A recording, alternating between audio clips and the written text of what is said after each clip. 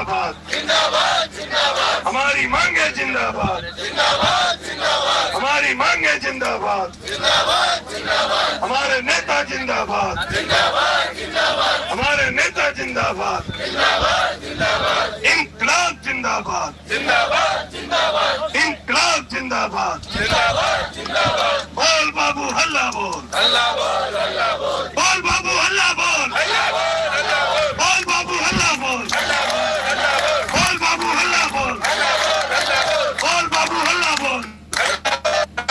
बाबू हल्ला बोल, बोल बाबू हल्ला बोल हल्ला बोल हल्ला बोल, बोल बाबू बोल बाबू हल्ला बोल हल्ला बोल हल्ला बोल, जब जब बाबू है जब जब बाबू बोला है जब बाबू बोला है जब जब बाबू बोला है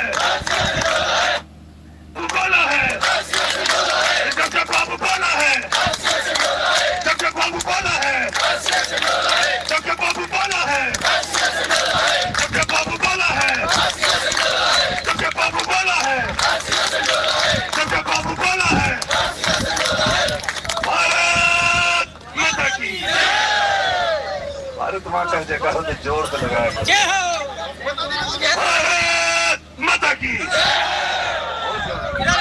भारत माता की, भारत माता की, भारत माता की, भारत माता की, भारत माता की, भारत माता की, भारत माता की, भारत माता की, भारत माता की, भारत माता की, भारत माता की, माता की,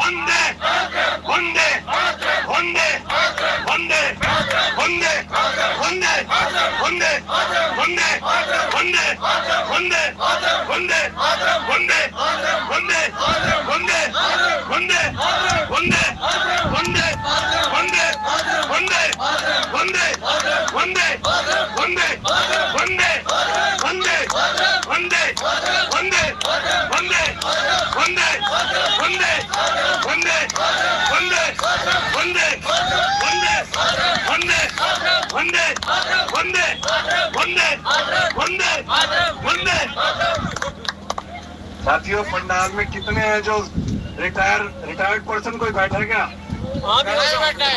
रिटायर्ड पर्सन तो इधर खड़ा है।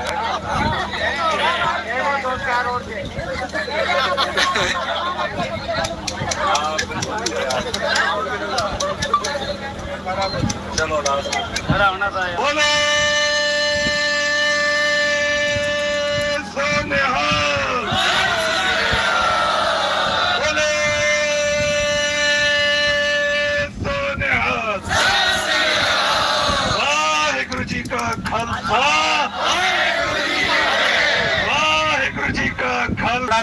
साथियों, आपने जो शुरुआत के अंदर जो जज्बा दिखाया था वो जज्बा अभी भी कायम है और मैं आपसे महासंघ की तरफ से ये विनती करना चाहूंगा कि इस जज्बे को आप बनाए रखिए। कुछ लोगों के मन में ये आशंका आ रही है कि बार बार हम कहते हैं कि 1-2 दिन चल रहा है, 1-2 दिन में हो जाएगा, लेकिन आप निश्चित मानिए कभी न कभी अपनी सुबह जरूर आएगी और हमें सफलता जरूर मिलेगी।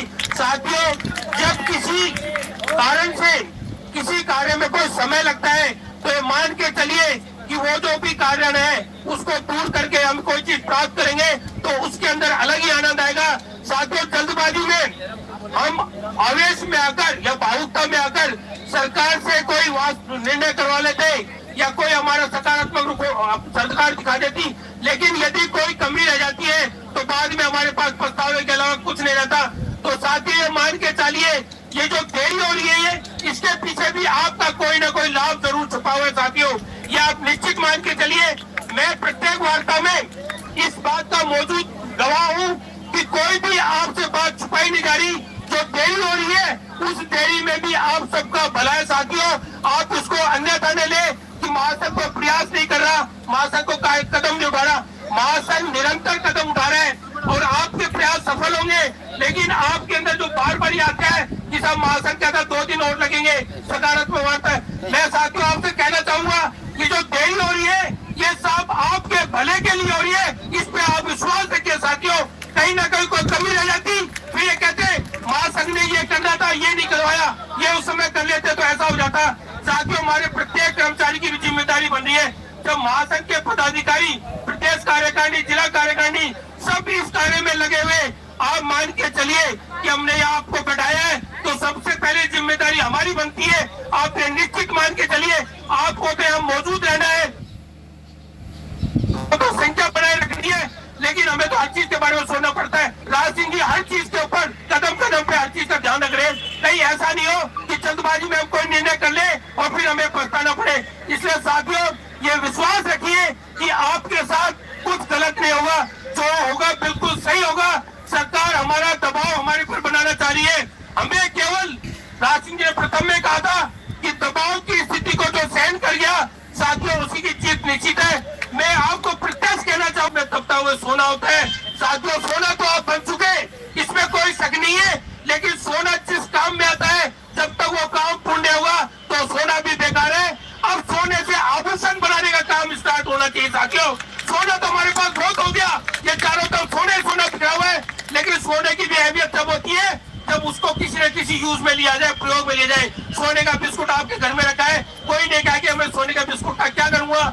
यदि उस सोने के बिस्कुट से आभूषण बनाए जाए तो किसी न किसी गले की, किसी कान की, किसी हाथों की शोभा बन जाते हैं। तो साथियों आप सोना तो बन चुके हैं लेकिन अभी आभूषण बनना कहीं बाकी है। तो ये मान के चलिए जिस दिन आभूषण आप बन गए ना तो आप सीना ठोक करके यहाँ से जाएंगे कि हम उसी धूप के अंदर तब तक सोना बने और उससे हम कुछ न कुछ लेके आए। साथियों मान के चलिए कि अब आप बिल्कुल निर्णायक स्थिति में आ चुके हैं। बिल्कुल ये आप पुख्ता मैं आपको महासंघ की तरफ से बिल्कुल विश्वास दिला रहा हूँ कि बिल्कुल निर्णायक स्थिति में आ गए। आप बिल्कुल चोटी शिखर तक आप पहुंचने वाले। साथियों यदि आपने अंत में जाकर के आपके पैर लड़खड़ा गए, आपका जज्बा लड़खड़ा गया तो साथी पछतावे के अलावा कुछ नहीं रहेगा। ये मैं व्यक्तिगत विचार बता रहा हूँ कि अभी आपकी असली परीक्षा है। सरकार के जो नुमाइंदे हैं, सरकार की जो इंटेलिजेंस है पिछले 3-4 दिनों से यहाँ से अपनी रिपोर्ट लेके जा रही है और उन्होंने ही बताया। मैं मानता हूँ सरकारी अफसर कभी सच नहीं बोलेंगे, वो हमारे आंदोलन की संख्या कम ही बताएंगे। लेकिन साथियों ये आपको सच्चाई भी स्वीकार करनी पड़ेगी कि कहीं न कहीं हम संख्या में कम हुए। तो ये आप संख्या वाली जो बात आती है सरकार बार बार कहती है कि आप वहां जाकर देखिए, इंटेलिजेंस आप खबर लीजिए, आपको सही पता चल जाए। तो मैं तो आपको कहना चाहूंगा साथियों अभी 3-4 दिन पहले हमारे पास कोई वीआईपी मूवमेंट की जो सूचना आई थी वो किसी कारण, कोई भी कारण हो सकता है, मुख्यमंत्री हो सकती है और कोई निजी कारण हो सकते हैं। लेकिन साथियों उस दिन ये पंडाल छोटा पड़ गया था। मैं आपसे यही विनती करूंगा कि इस पंडाल को अंत में मुझे बढ़ाना पड़े, ऐसी कोई कार्रवाई करो साथियों। अपने जो साथी बैठे हैं उनको लाओ। अरे 3-4 दिन की बात है यार, क्यों मेहनत पे पानी फेर रहे हो? इस पंडाल को भर दो। ये आंधी तूफान तो आते रहेंगे, आपने आंधी तूफान झेल लिया, अब क्या बचा आपके पास? अरे अब तो फल खाना बाकी है साथियों। फसल तैयार है, फसल की सुरक्षा करनी है, फसल को काटना है। तो साथियों मान के चलिए कि 3-4 दिन आपने सरकार को यदि अपनी संख्या बता दी तो सरकार आपसे निर्णय तो होगा, ये तो मान के चलिए निर्णय आपका सकारात्मक होगा। लेकिन आपकी संख्या से सरकार आपको जो कुछ देने में चक रही है वो भी आपको जल्दी मिल जाएगा।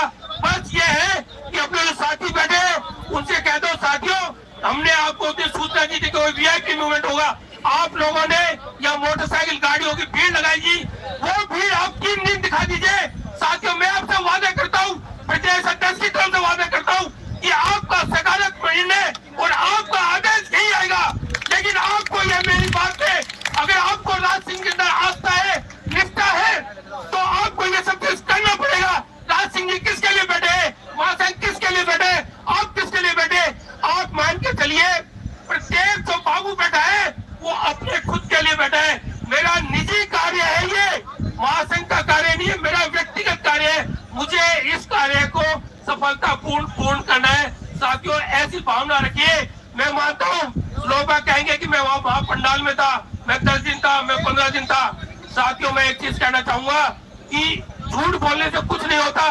अपनी अंतर आत्मा से आप विश्वास से, हर आदमी को पता होता है मैं कितना सच बोल रहा हूँ, कितना झूठ बोल रहा हूँ। आप अपनी अंतर आत्मा से ये मान लेंगे कि मुझे महाप्रणाम में पहुंचना है तो आप पहुंचेंगे। साथियों, केवल अपने मन की बात सुन लीजिए। अभी हमारे भाई इंद्रपाल जी थे, ये सेवानिवृत्त हो चुके। इन्होंने परसों मेरी एक बात कही मेरे को।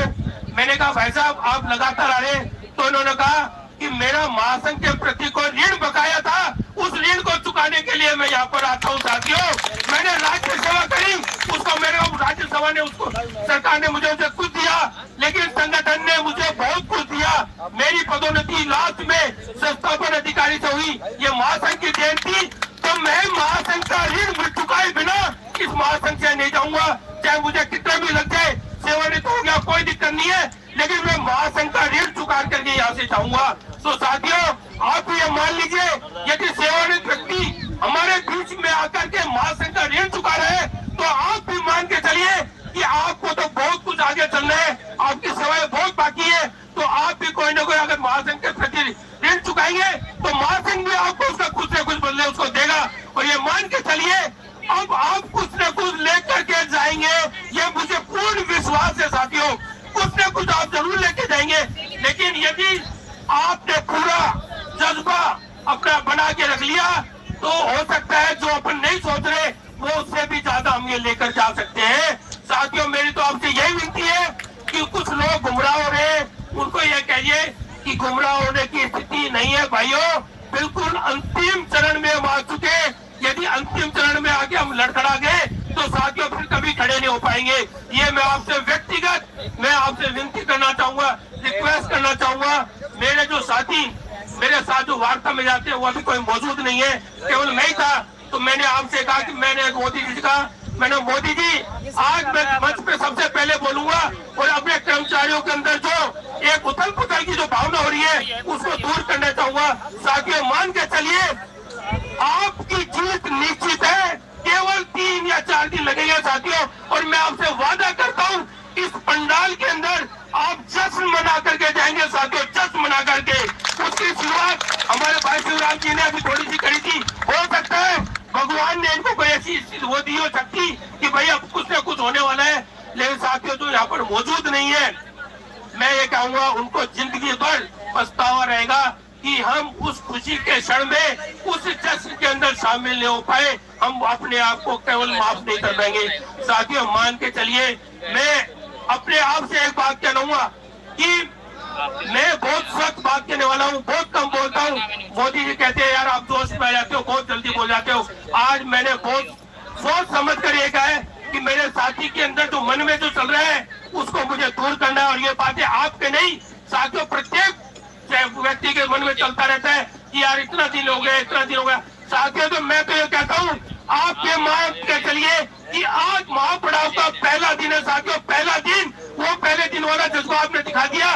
तो साथियों, मैं आपको ये गारंटी देता हूँ कि 3 दिन के अंदर आपका कोई ना कोई निर्णय होगा, सकारात्मक निर्णय होगा। साथियों, सरकार केवल अपना ये देखना चाह रही है कि इस आंदोलन को कैसे तोड़े, हम कैसे संख्या बल कम हुए।